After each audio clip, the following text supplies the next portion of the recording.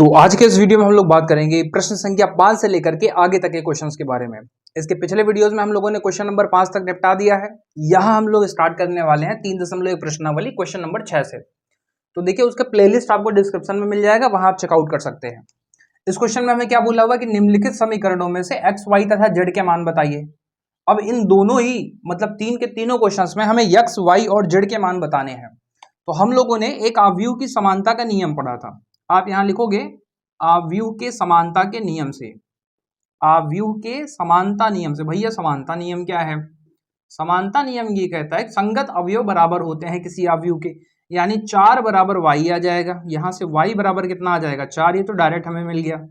Z बराबर कितना दिख रहा है अपने को 3 मिल जाएगा, और x की जगह पे हमें कितना मिल जाएगा 1 मिल जाएगा। और इस तरीके से हमारा क्वेश्चन नंबर 1 क्या हो गया, सॉल्व हो गया। अब इस दूसरे वाले पार्ट को हम लोग देखते हैं क्या हो जाएगा। तो दूसरे वाले पार्ट में वापस से वही लिखोगे समानता के नियम से। समानता के नियम से। अब भैया समानता के नियम अप्लाई करो फटाक से। यहाँ पे देखो क्या होता है। जिस तरीके से यहाँ पे आपने संगत अवयवों को बराबर किया, ठीक उसी तरीके से यहाँ करके देखते हैं। x प्लस वाई बराबर हमारा 6 हो जाएगा। x प्लस वाई बराबर 6 होगा। x प्लस वाई बराबर 6 हो जाएगा। ये आपका इक्वेशन 1 मान लीजिए। 5 प्लस जेड बराबर 5 आ जाएगा।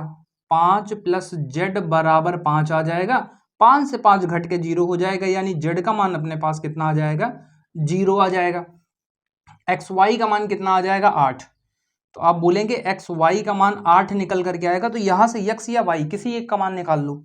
तो यहां से मान लीजिए हम लोग एक्स का मान निकाल लेते हैं, जो कि आ जाएगा 8 बटा वाई। 8 बटा वाई, और इसे हम समीकरण 2 नाम दे देते हैं। इस समीकरण 2 से मान हम लोग कहाँ रख रहे हैं, समीकरण 1 में। तो मैं इधर रेड कलर से लिख दे रहा हूं क्योंकि अपने पास स्पेस पड़ा हुआ है इधर, ठीक है।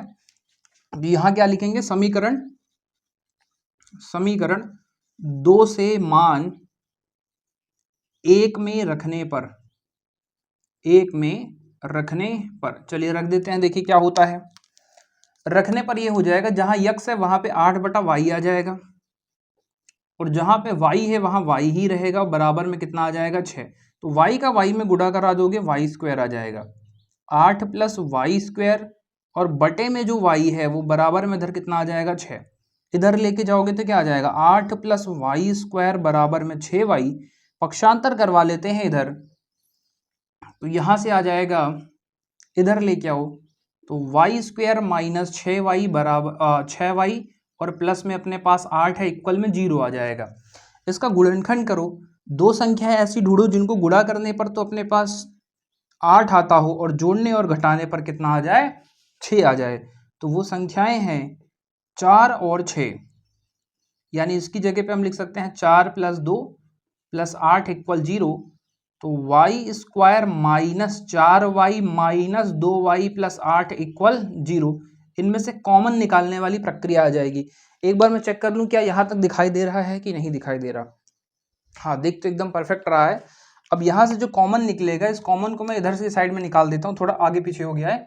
y कॉमन कर लेना यहां से, तो क्या आ जाएगा y माइनस 4, और यहां से माइनस में 2 कॉमन हो जाएगा, तो वापस अपने पास कितना आ जाएगा y माइनस 4 और बराबर में 0। तो एक बार y माइनस 2 और दूसरे ब्रैकेट में y माइनस 4 आ जाएगा, यानी एक बार को y माइनस 2 बराबर 0 रखोगे तो y का मान आपको 2 मिल जाएगा। और इसी तरीके से जब y का मान आप 4 रखेंगे और y माइनस 4 रखेंगे तो y का मान आपको क्या प्राप्त हो जाएगा 4 प्राप्त हो जाएगा। अब इन दो अलग अलग मानों के लिए यक्स के भी दो अलग अलग मान आएंगे। अब समीकरण 1 से आप वैल्यूज निकाल करके चेक कर लो, समीकरण 2 से चेक कर लो या 1 से चेक कर लो। चलो 2 से करते हैं, समीकरण 2 से। तो हम यहां देखेंगे जब हमारे पास y का मान 2 है और जब y का मान हमारे पास क्या है 4 है, तो आप अगर यहां से ध्यान से देखोगे तो x इज इक्वल टू कितना आ जाएगा 8 बटे y का मान 2 है तो आंसर 4 आएगा। और अगर 4 है तो 8 बटे 4 मतलब अपने पास 2 निकल करके आ जाएगा। ये दोनों सवालों के आप स्क्रीनशॉट लीजिए, फिर हम लोग आगे बढ़ते हैं अगले क्वेश्चन पर। तो चल भैया अब इस वाले क्वेश्चन को हल करते हैं। यहाँ पर भी समानता का नियम आप अप्लाई करोगे तो आप देख पा रहे हो x प्लस जो y है और प्लस में जो z है वो बराबर आ जाएगा 8 के। इक्वेशन 1 है। x प्लस जेड का मान अपने पास कितना निकल के आ रहा है 5 आ रहा है, इक्वेशन नंबर 2 है। और y प्लस जेड का मान कितना निकल के आ रहा है आपके पास 7 निकल के आ रहा है। क्वेश्चन नंबर क्या है आपके पास 3 है। तो समीकरण 3 में y प्लस जेड है, y प्लस जेड की जगह पर हम लोग रख देते हैं, यहां लिखेंगे समीकरण 1 से, समीकरण 1 से, समीकरण 1 से हम ये देखते हैं कि x तो है, ये है, y प्लस जेड की जगह पर हम लोग क्या रख सकते हैं 7 रख सकते हैं और बराबर में कितना आ जाएगा 8। समीकरण 1 से, बल्कि ये लिख दो समीकरण 1 में 3 से मान रखने पर, 3 से मान रखने पर, राइट, अब ठीक रहेगा, परफेक्ट। तो x इज इक्वल टू आपको दिख रहा है ये उधर जा करके कितना हो जाएगा भाई 1 हो जाएगा, है ना, क्योंकि 7 उधर जाएगा माइनस हो जाएगा, घटने के बाद 1 आ जाएगा। अब जब x का मान 1 आ चुका है तो हम समीकरण 2 से देखते हैं। अब समीकरण 2 से, समीकरण 2 से हम क्या देख रहे हैं, इसका मान 1 है और ये z है बराबर में 5 है, और z बराबर ये उधर पक्षांतर होके जाएगा तो z का मान अपने पास कितना आ जाएगा 4 आ जाएगा। और इसी तरीके से अब जब हमें x और z का मान पता चल गया है तो हम चाहे तो 3 से निकाल लें, चाहे यहां से निकाल लें, कहीं से भी y का मान निकाल सकते हैं, तो मैं 3 से निकाल रहा हूं। समीकरण 3 से, समीकरण 3 में हम लिखेंगे y, और y के बाद प्लस में लिखेंगे z की जगह पर 4 बराबर में आएगा 7, यानी कैलकुलेशन करने के बाद अपने पास आ जाएगा 3। स्क्रीनशॉट मारो, क्वेश्चन नंबर 7 पे बढ़ते हैं।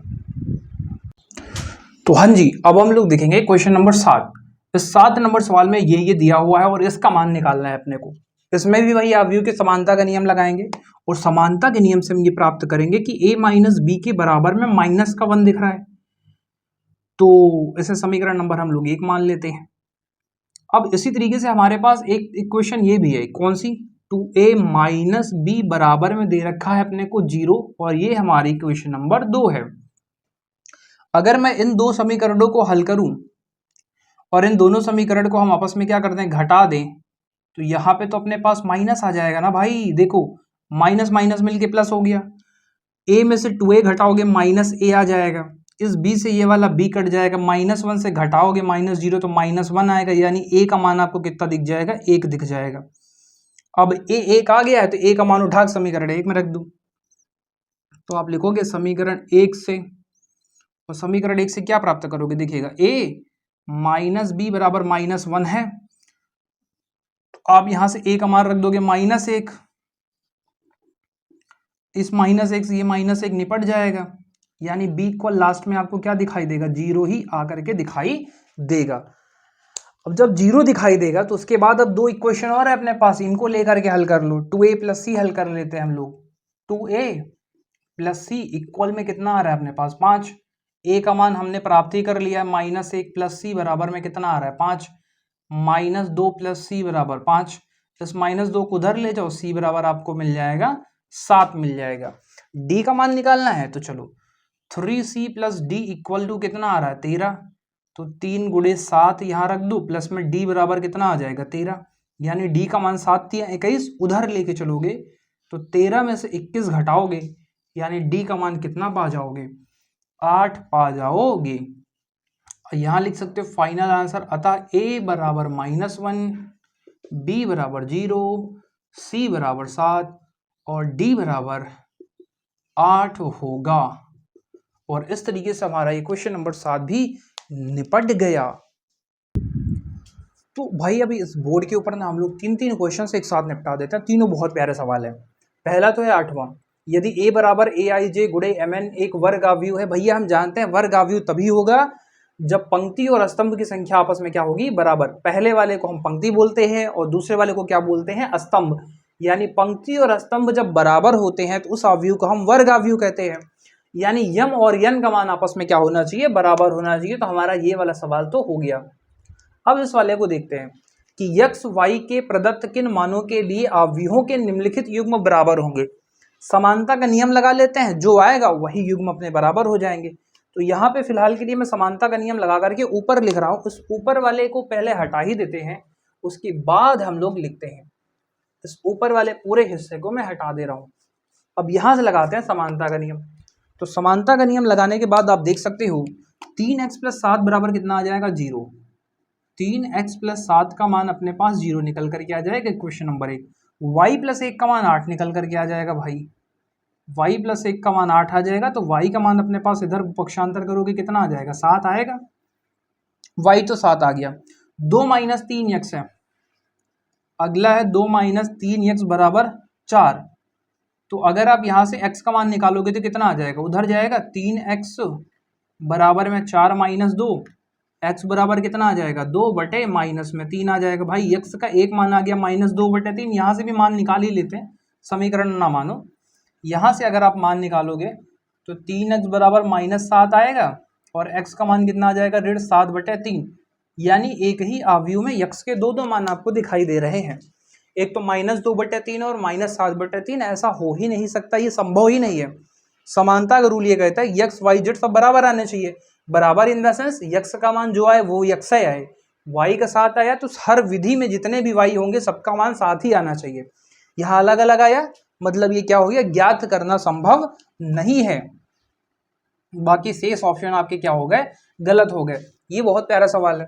इसने कहा 3 गुणे 3 कोटि का एक आव्यूह बनाओ, तो हम बना लेते हैं भैया 3 गुणे 3 कोटि का एक आव्यूह। इसमें 3 पंक्ति और 3 स्तंभ होना चाहिए, और प्रविष्टियां मतलब होता है अवयव। इनके अवयव 0 या 1 यहाँ रखना है, 0 या 1 यहाँ रखना है, 0 या 1 यहाँ रखना है, 0 या 1 रखना है। ऐसे ऐसे करके आपको 3 बाई 3 का आव्यूह बनाना है और बताना है कि टोटल इनकी संख्या कितनी होगी। तो यानी अपने पास 9 ऑप्शन है। कितने ऑप्शन है, 9 जगह है ना टोटल, 3 3 6 3 9 भाई, 3 3 6 3 9। इन 9 जगह पर भरने के कितने ऑप्शन अवेलेबल हैं, तो देखो पहली वाली जगह पे 2 ऑप्शन अवेलेबल है, दूसरी वाली पे 2, तीसरी वाली पे 2, चौथी पे 2, पांचवी पे 2, ऐसे कितनी बार, 9 बार। अब 2 का 9 बार आप जब गुणा करोगे तो कितना आ जाएगा, 500 बार आ जाएगा मेरे भाई। और इसी के साथ ये चैप्टर हमारा एंड हो जाता है। वीडियो अच्छी लगी हो तो चैनल को लाइक सब्सक्राइब सब कुछ कर लीजिएगा। अगली वीडियो जल्दी आपको मिलने वाली है 1 शॉट 3.2 की।